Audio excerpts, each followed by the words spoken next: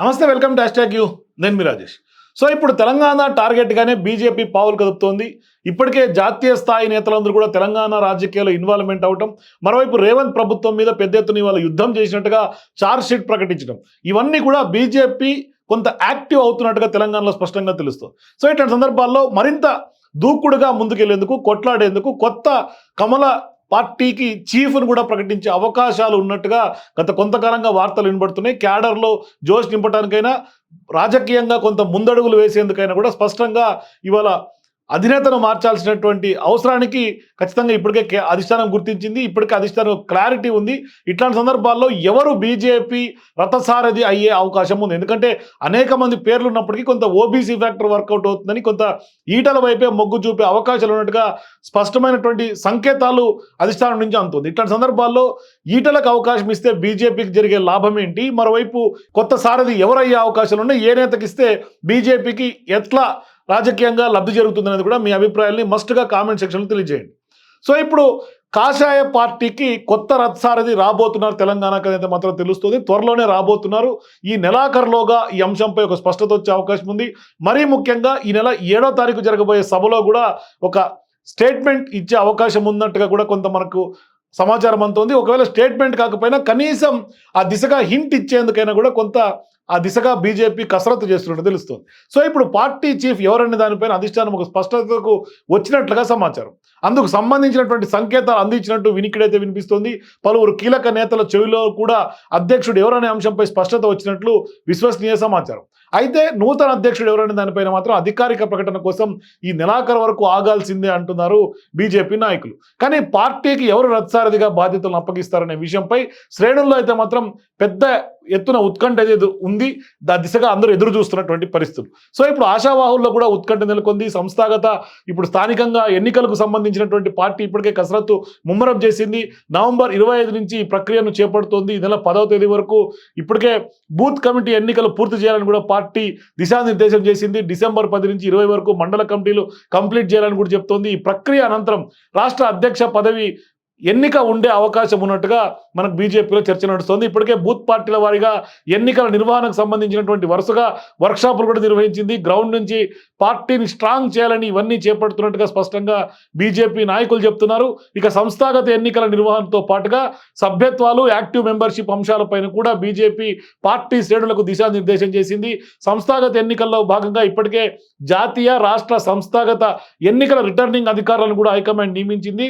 ఇప్పుడు జాతీయ సంస్థాగత ఎన్నికల రిటర్నింగ్ అధికారిగా తెలంగాణకు చెందినటువంటి రాజ్యసభ సభ్యుడు లక్ష్మణ్ను, రాష్ట్ర సంస్థాగత ఎన్నికల రిటర్నింగ్ అధికారిగా మాజీ ఎమ్మెల్యే, పార్టీ రాష్ట్ర ఉపాధ్యక్షుడు ఎండల లక్ష్మీనారాయణ కూడా నియమించింది. సో ఆ దిశగా ఇప్పుడు వారందరూ కూడా కసరత్తు ముమ్మరంగా కొనసాగిస్తున్నారు.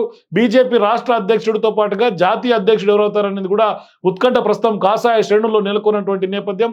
ఇక స్టేట్ ప్రెసిడెంట్ పోస్ట్ కోసం చాలా మంది ఎంపీలు, ఎమ్మెల్యేలు రేసులో ఉన్నారు. సుదీర్ఘంగా బీజేపీతో అనుబంధంగా పనిచేసినటువంటి నాయకులు, మరోవైపు తాజాగా పార్టీలో యాక్టివ్గా ఉన్నటువంటి సీనియర్ లీడర్లు కూడా రేసులో ఉన్నారు. ఇందులో భాగంగా ఎంపీల్లో రఘునందన్ రావు, ఈటల రాజేంద్ర, ధర్మపురి అరవింద్, డీకే అర్ణ పేర్లు ప్రముఖంగా వినిపిస్తున్నాయి. ఎమ్మెల్యేలో రాజాసింగ్, పాయల్ శంకర్ పేర్లు కూడా ప్రముఖంగా వినిపిస్తున్నాయి. తెలంగాణ రాష్ట్ర అధ్యక్ష పదవి కోసం ఇప్పటికే కొందరు లీడర్లు పార్టీలో ఉన్నటువంటి పెద్దల ఆశీస్సులు పొందాలని ప్రయత్నాలు చేస్తున్నట్టు తెలుస్తోంది. ఢిల్లీలో జోరుగా అధ్యక్ష పదవి కోసం లాబింగ్ కొనసాగుతోంది.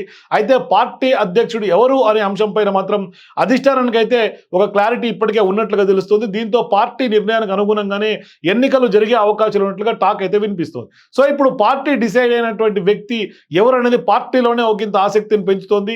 బీజేపీ స్టేట్ ప్రెసిడెంట్ ఎవరనే అంశం పైన మాత్రం ఈ నెలాఖరుకైతే ఒక స్పష్టత వచ్చే అవకాశం ఉంది. కానీ ఇప్పటికే నరేంద్ర మోదీతో లీడర్లందరూ భేటీ అయిన తర్వాత, తాజా భేటీ తర్వాత కొంత బీజేపీలో దూకుడు పెరిగింది. తాజాగా ఈ సంవత్సర ప్రజాపాలన పైన కూడా రేవంత్ ప్రభుత్వం చేసినటువంటి అనేక ఫెయిల్యూర్స్ పైన కూడా ఛార్జ్ షీట్ రిలీజ్ చేశారు అధ్యక్షుడుగా ఉన్నటువంటి కిషన్ రెడ్డి. మరోవైపు పెద్ద ఎత్తున డిసెంబర్ 7న భారీ ఎత్తున ఒక బహిరంగ సభను కూడా ప్లాన్ చేస్తున్నారు. దీనికి అధిష్టానం నుంచి పెద్దలు ఎవరు వస్తారని మాత్రం ఇప్పటిదాకైతే ఇంకా క్లారిటీ లేదు.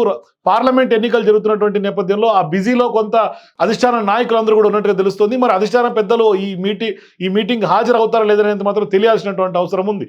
సో ఇక ఎవరు హాజరైనా ఎవరు హాజరు కాకపోయినా గతంలో అసెంబ్లీ ఎన్నికల కంటే ముందు ఏదైతే బీసీ ఫ్యాక్టర్, బీసీ నేతే మా సీఎం అభ్యర్థి అని బీసీ ఓట్ బ్యాంకుని కొంత బీజేపీకి రాబట్టుకునే ప్రయత్నం చేసిందో, అప్పుడు ఏ విధంగా అయితే ప్రకటన ఇండైరెక్ట్గా హింట్ ఇచ్చిందో ఆ దిశగానే ఇప్పుడు జరగబోయే మీటింగ్లో కూడా కొంత ఒకవేళ అధికారిక ప్రకటన ఉండే అవకాశం ఉన్నట్టుగా కొందరైతే ప్రచారం చేస్తున్నారు బీజేపీలో. ఒకవేళ కాకపోతే ఖచ్చితంగా ఇండైరెక్ట్గా సంకేతాలు అయితే మాత్రం ఖచ్చితంగా ఇచ్చే అవకాశం ఉన్నట్టుగా తెలుస్తుంది. మరి ఎవరు బీజేపీ రాష్ట్ర నూతన అధ్యక్షుడు అవుతారు అనేది మాత్రం కొంత సస్పెన్స్ అయితే ఉంది.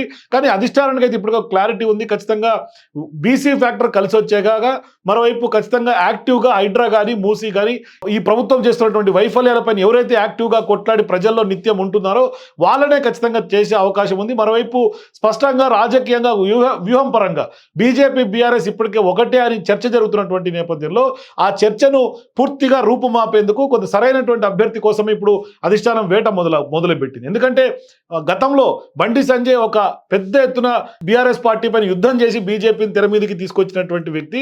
అందుకనే ఇవాళ సడన్ గా బండి సంజయ్ ఎప్పుడైతే అధ్యక్ష పదవి నుంచి దించి కిషన్ రెడ్డిని అధ్యక్ష పదవిగా చేశారో దాదాపుగా అసెంబ్లీ ఎన్నికల్లో దీని ప్రభావం పూర్తి స్థాయిలో పడింది. అది ఎవరు అవునన్నా కాదన్నా ఇది ఒప్పుకోవాల్సినటువంటి వాస్తవం. సో ఇప్పుడు తాజాగా కూడా అటువంటి దాంట్లకు ఛాన్స్ ఇవ్వకుండా అధ్యక్ష పదవిని అధ్యక్షుడుగా ఎవరు ఎందుకు ఇచ్చారు అనే చర్చ రానియకుండా ఎటువంటి విమర్శలకు తావివ్వకుండా స్పష్టంగా ప్రజల్లో ఉండి కొట్లాడే వ్యక్తులకి మరోవైపు పార్టీ క్యాడర్తో నిత్యం ఒక కోఆర్డినేషన్ ఉండే లీడర్కే ఇచ్చినట్టుగా అధిష్టానం క్లారిటీకి వచ్చింది. కొంత ఓబీసీ ఓట్ ఫ్యాక్టర్ మరొకసారి తెర మీదకి వస్తుంది. ఎందుకంటే భవిష్యత్తులో జిహెచ్ఎంసీ ఎన్నికలు కానీ స్థానిక సంస్థల ఎన్నికలు కానీ ఉన్నాయి కాబట్టి ఆ ఎన్నికల దృష్ట్యా బీసీ ఓట్ బ్యాంకు తమ వైపు తిప్పుకునేందుకు బీసీ లీడర్లో సీనియర్ లీడర్ని బీజేపీ అధిష్టానం ఎంచుకునే అవకాశం ఉంది. ఈటల వైపే ఎక్కువ ఛాన్స్ ఉందనేది బీజేపీ పార్టీలో జరుగుతున్నటువంటి చర్చ. ఇట్లాంటి సందర్భాల్లో మరి అధిష్టాన నిర్ణయం ఏ విధంగా ఉంటుంది, ఎవరు అధ్యక్షుడు అవుతారని మాత్రం కొంత సస్పెన్స్ అయితే ఉంది. మీరు కూడా బీజేపీ నూతన అధ్యక్షుడు ఎవరు అయ్యే అవకాశం ఉందనేది మీ అభిప్రాయాన్ని కామెంట్స్లో తెలియజేయండి. For more videos please watch #.